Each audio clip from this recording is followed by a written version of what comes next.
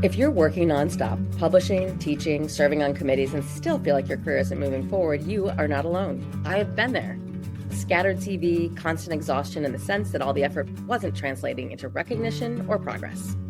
The problem wasn't effort, it was a lack of strategy and alignment. I'm Dr. Stacey Ishman. I work with academic physicians to help them focus their work, build careers with intention, and advance without sacrificing their lives outside of medicine. If you're ready to stop spinning your wheels and start moving forward with clarity, this is for you.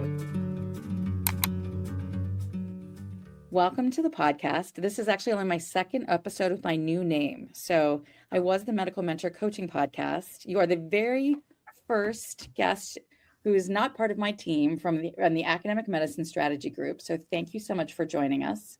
We have changed from like a coaching business to what we realize we are now, which is a faculty development group whose goal is to really help faculty in academic medicine love their jobs. And what I hope is we help capture people from the moment they walk into them and they get to love them from the start. But I think what I really know is that a lot of the people I'm talking to have had a rockier beginning and have ended up here looking for some solutions and a way to make sure that they have a nice balance between what they're doing in their day and what they thought their life was going to be. And so thank you for joining us. This is the fabulous Dr. Chrissie Ott. And if you don't mind, I'm going to call you Chrissie, and I would love if you call me Stacey. I always feel a little weird when I get called Dr. something. It's like you get called to the principal's office. So no principal's office today. But if you don't mind telling us all who you are and maybe how you and I got to know each other. Absolutely. Thank you so much for having me. And what an honor to be your first guest since the name change. Really exciting times.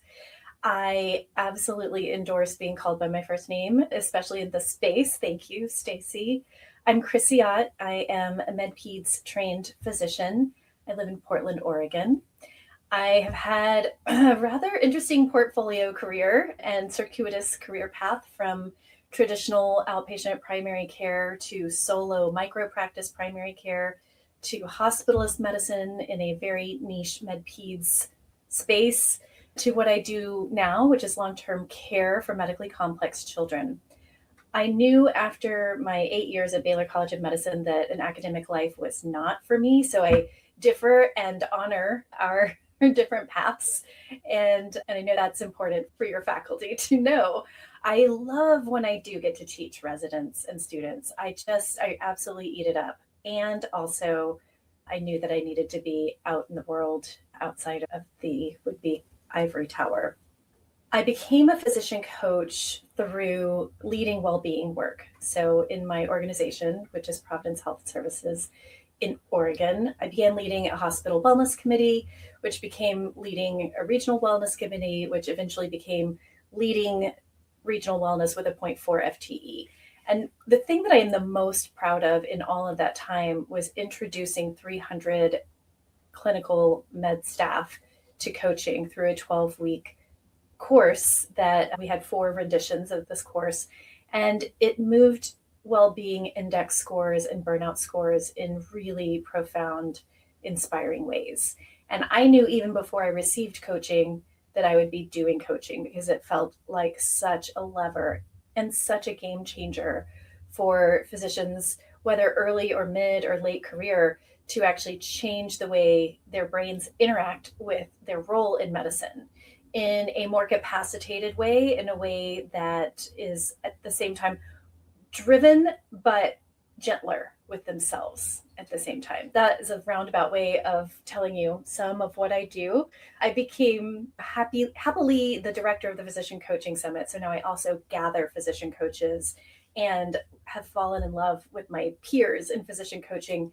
And so we became acquainted through that community and found each other online and found out we have a ton of things in common. And fast friends we keep finding each other. That's right. Yeah, we just keep finding each other in new places. We're like, oh, you're here too? This is so great. That's right. So I would love if we could delve just for 1 second. And I'm going to tell everybody out there, I gave Chrissie no advance notice on what we're going to talk about. So this is totally freeform and I appreciate her ability to roll with it.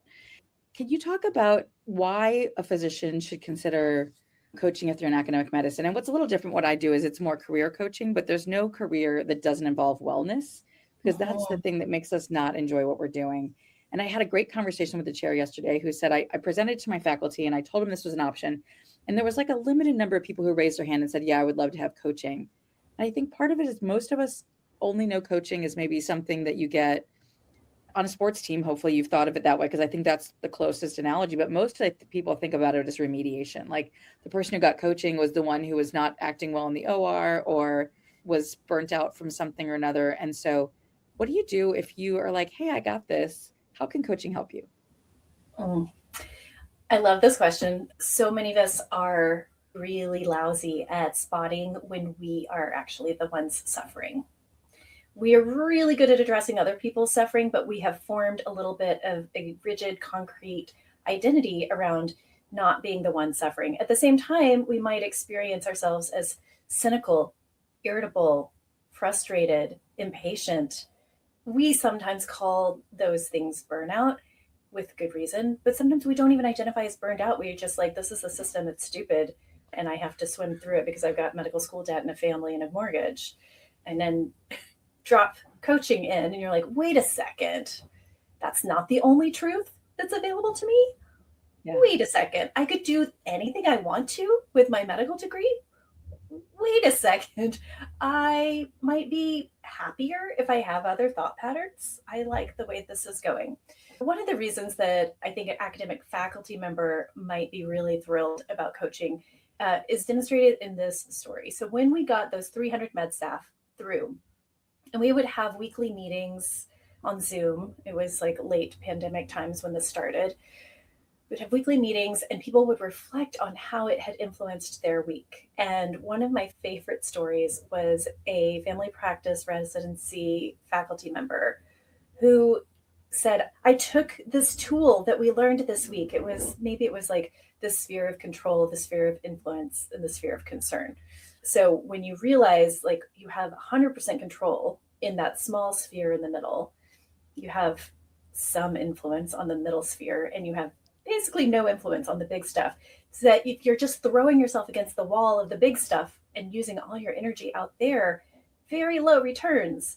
But if you take that and, okay, I cannot change the world, but I can change my experience of it. So let me do the thing that helps me move forward. And they showed that to their residents, and the resident was actually, can I save that piece of paper? Because it felt like such an important lesson. So all of the lessons that I watched academic faculty absorb from mindset or implementation or time management, or just actually belief spotting, when we have a painful and limiting belief, they are passing that on immediately to their trainees, to their learners. Just as a chair who undergoes life-changing coaching is evangelized to share it with their faculty. As soon as it feels like it has taken root in an embodied way, there's really a choicelessness about wanting to share it with the people that you have beneficial influence with. And I love the fact that you just pointed out, a lot of chairs do have coaching. So they've recognized the value. And yet somehow we don't think that as people who are maybe not the head of the program, that we should have the same benefits. So I love that. Tell me a little bit. So what are you doing these days that makes you most excited? I know you had briefly mentioned to me as a teaser almost about what you're doing with AI right now. And I would love to hear what you're doing and that what should I be doing? What should everybody be doing?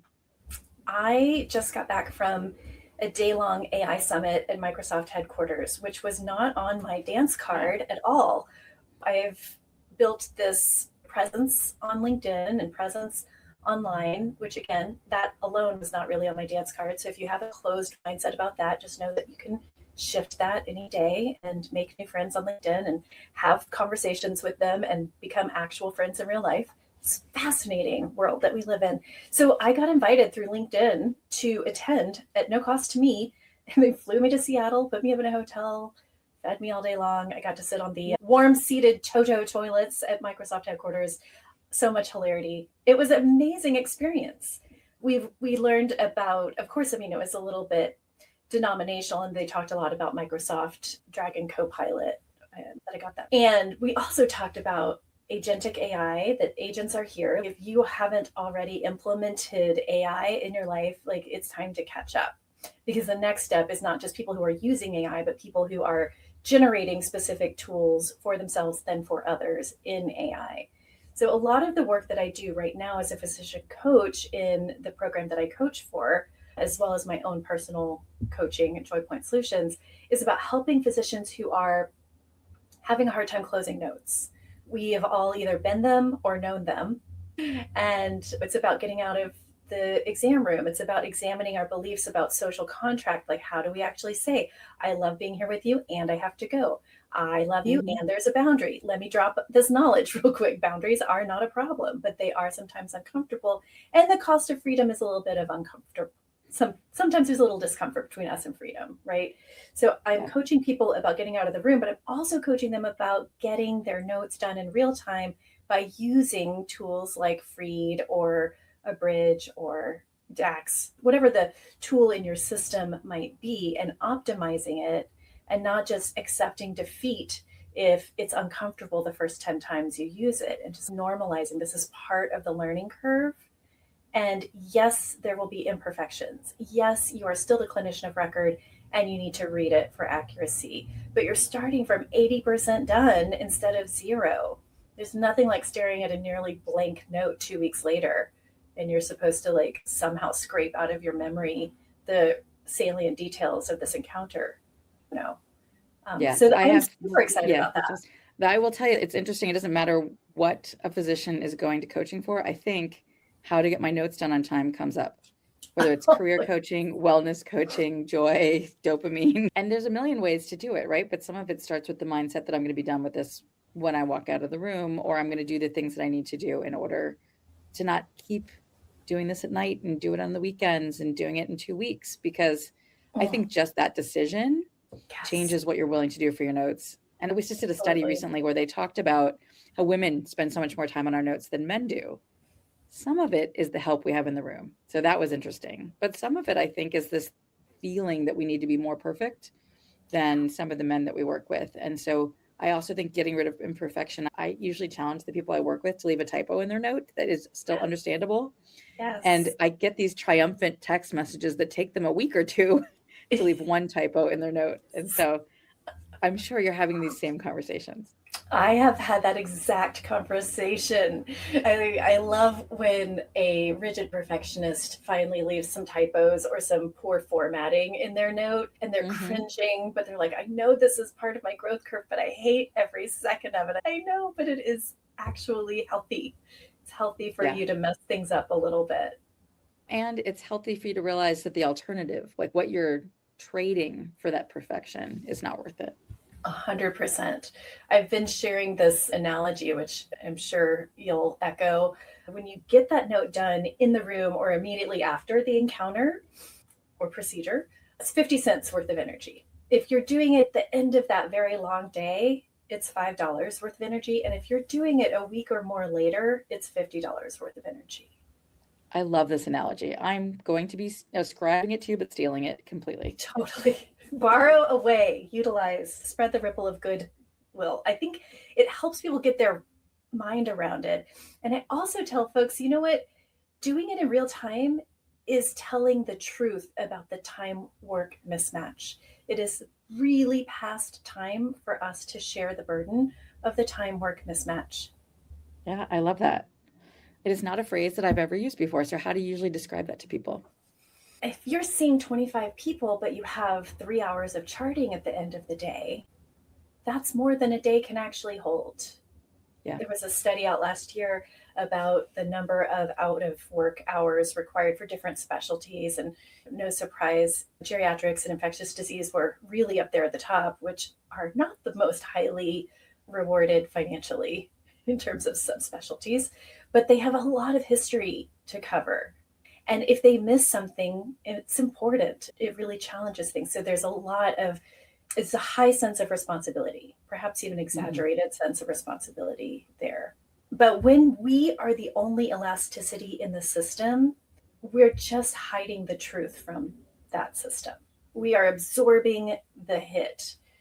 And we have proven by our burnout numbers and by the numbers with which we are leaving medicine and seeking non-clinical careers or less than full-time medicine, that is not sustainable.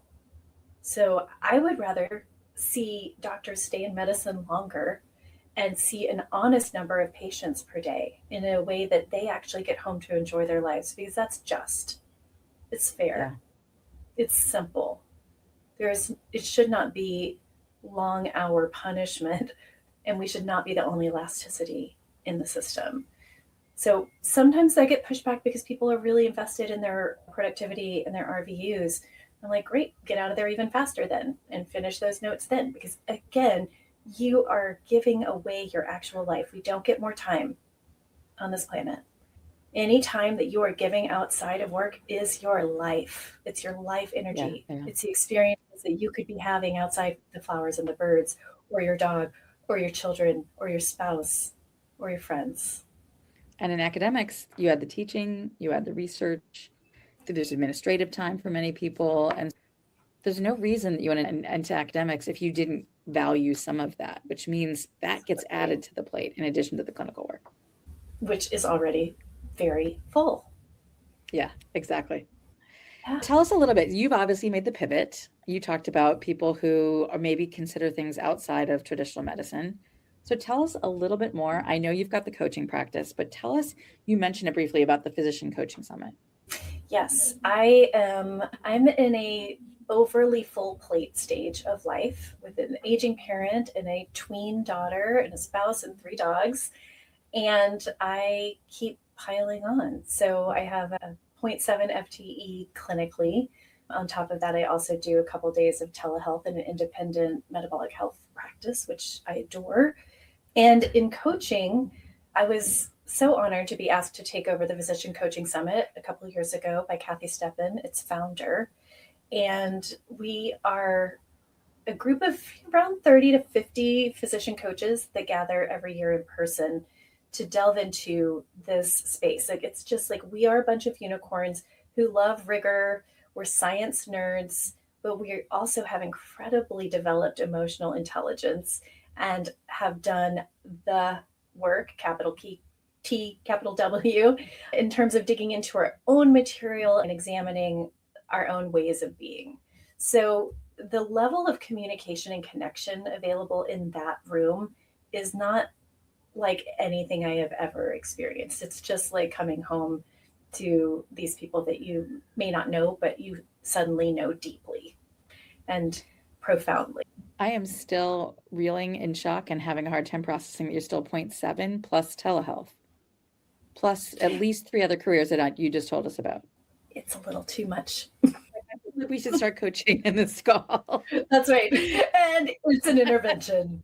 I didn't want to tell you this, but your mom and your sister and your brother all did. No, I'm just kidding. I don't even know she has a brother, but I am listening though. And I can tell you, I think everybody listening probably feels like they have 3 full-time jobs, whether that is family and aging parents and work and all the different aspects. And everybody, I think, in academic medicine already feels like they started with 3 jobs that they signed up for, but then they forgot that all the other stuff in life takes more time, always takes more time. And you think, oh, but also deserves the presence. And that's the thing I'm working on this year. Is my wife is very smart and was talking to me one day about the fact that I like all these things, but they start to take my mental space, and that I wasn't doing the job being present that I wanted to be in my real life. So I'm going to ask you, how do you make that happen in yours?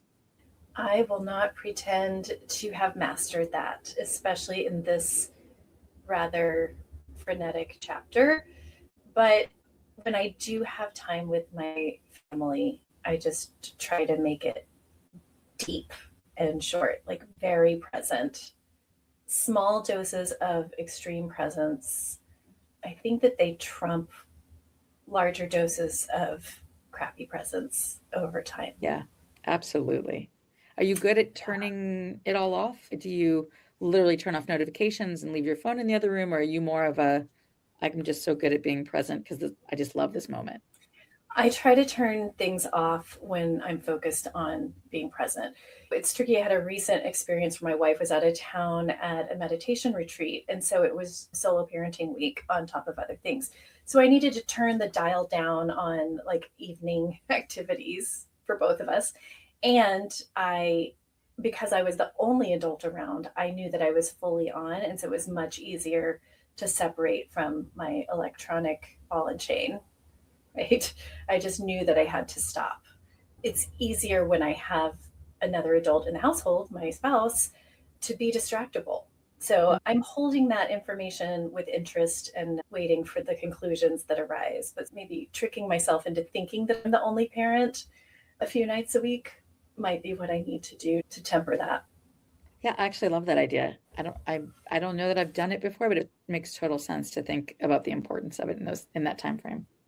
Our podcast is usually fairly short. We are already slightly longer than we normally are because I recognize that people have about on double speed, we're at about 10 and 10 minutes. Because we know you and you're listening at double speed. Yes, totally. Exactly. And so I'm originally from New Jersey. Sometimes I talk fast enough, you might have to go down to 1.5, but I recognize that this is how life is moving. But if you were going to give us some advice on how to slow it down, what would you give us? Tune into your breath.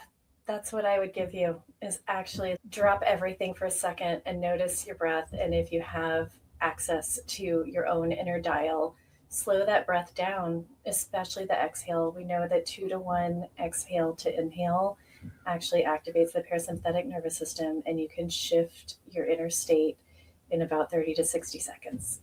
And you don't need to be in your car to do it. You could do that at a meeting where you're frustrated, or in the OR when they don't have your stuff, or in the clinic where somebody's just pushed every button.